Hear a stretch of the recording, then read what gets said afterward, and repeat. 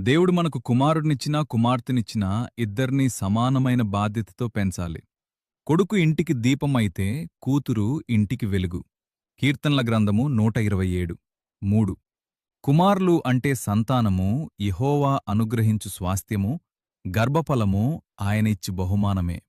దేవుడిచ్చిన ఈ అమూల్యమైన బహుమతులను అటు కుమారుడిని, ఇటు కుమార్తెను తల్లిదండ్రులు ఎలా చూసుకోవాలి, ఎవరి దగ్గర ఉంచాలి, ఎలా పెంచాలి అనే విషయాలను వాక్య వెలుగులో చూద్దాం.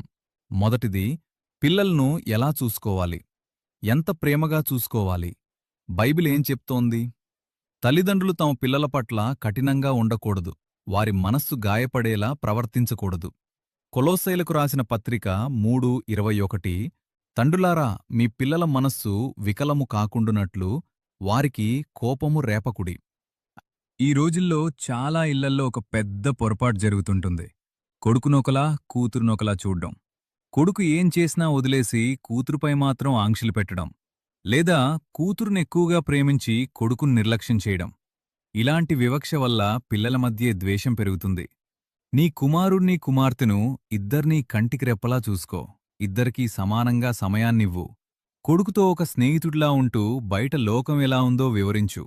కూతురుతో ఒక రక్షకుడిలా ఉంటూ ఆమెకు కొండంత ధైర్యాన్నివ్వు. ఇంట్లో వాళ్లకు ఎలాంటి కొరత లేకుండా చూడు. ముఖ్యంగా ప్రేమ అనే కొరత అస్సలుండకూడదు. ప్రేమగా చూసుకోమన్నాను అని గారాబం చేయకు. నీ పిల్లల భవిష్యత్తు పాడైపోతుంది. రెండోది, ఎవరి దగ్గరుంచాలి అంటే సురక్షితమైన వాతావరణం. బైబిల్ ఏం చెప్తోంది? మనం మన పిల్లలను ఎవరి సహవాసంలో పెంచుతున్నామనేది వారి భవిష్యత్తును నిర్ణయిస్తుంది. సామెతలు 13:20.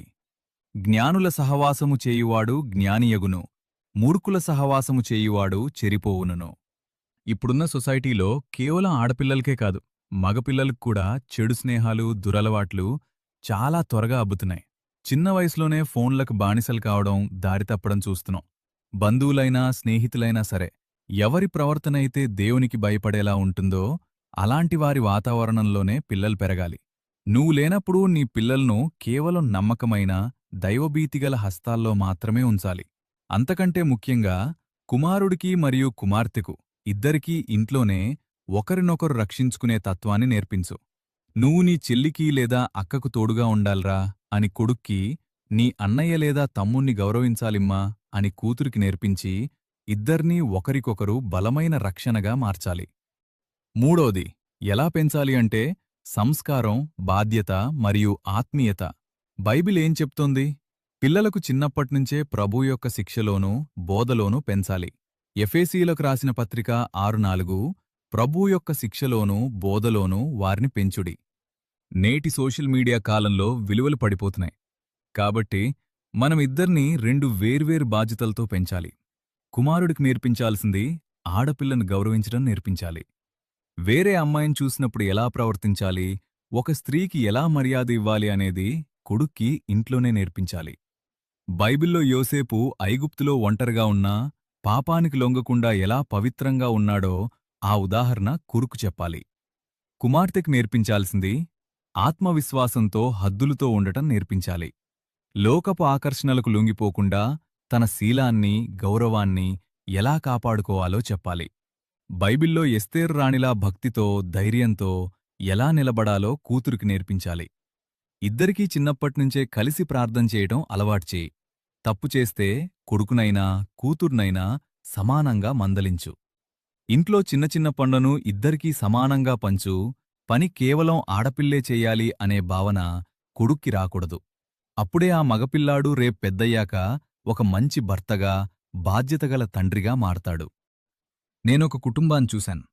కొడుకు అంటే అమితమైన ప్రేమ. వాడన్నం తినకపోతే తల్లిదండ్రులకు ముద్ద కూడా దిగదు. వాడు చచ్చికి రాకపోయినా పర్లేదు, వాడే తెలుసుకుంటాడంటారు. మావాడు మా మాట వినడు అంటారు. ఇదే తరహా కూతురు కూడా. తల్లిదండ్రులుగా మన బాధ్యతని గుర్తుంచుకోవాలి. పిల్లలు దేవుళ్ళో ఉంటేనే మంచిది. కొడుకు, కూతురు ఇద్దర్ని సమానంగా చూసుకోవలసిన బాధ్యత మనది. నేను చెప్పేదేంటి అంటే, బైబిల్లో మార్తా, మరియా, లాజర్ల కుటుంబాన్ని చూస్తే వారి ఇంట్లో యేసు ప్రభు ఎప్పుడూ ఉండేవారు. ఆ అన్నదమ్ములు, అక్కాచెల్లెళ్ల మధ్య అంత ప్రేమ, దయోభక్తి ఉండేది కాబట్టే ఆ ఇల్లు దేవునికిష్టమైన స్థలంగా మారింది. నీ కుమారుడు మరియు కుమార్తె దేవుని వాక్యమనే పునాది మీద పెరగాలి. ఒకరికొకరు ప్రేమానురాగాలు కలిగి ఉండాలి. సమాజంలో తలదించుకునేలా కాకుండా దేవుని నామానికి మహిమ తెచ్చేలా బ్రతకాలి.